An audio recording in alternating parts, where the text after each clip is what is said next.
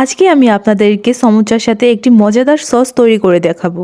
সসটি তৈরি করার জন্য আমি একটি প্যানের ভিতরে গোটা রসুন নিয়ে তার ভিতরে সামান্য তেল দিয়ে দিয়েছি।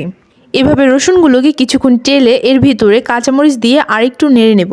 কাঁচামরিচ ও রসুনের গন্ধটা হালকা চলে গেলে এর ভেতরে টমেটো কুচি দিয়ে আবার একটু হালকা নেড়ে নেব।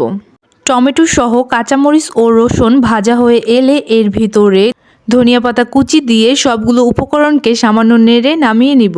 সবগুলো উপকরণ ভাজার সময় চুলার আঁচটি মিডিয়াম রাখতে হবে। সবগুলো উপকরণকে এভাবে হালকা ভেজে নিলে সসটি খেতে খুবই মজা হয়। এই সসটিকে ব্লেন্ড করার জন্য আমি একটি কাপে নিয়েছি। এই উপকরণগুলোর ভিতরে আমি টমেটো সস, সয়া সস ও নুন দিব।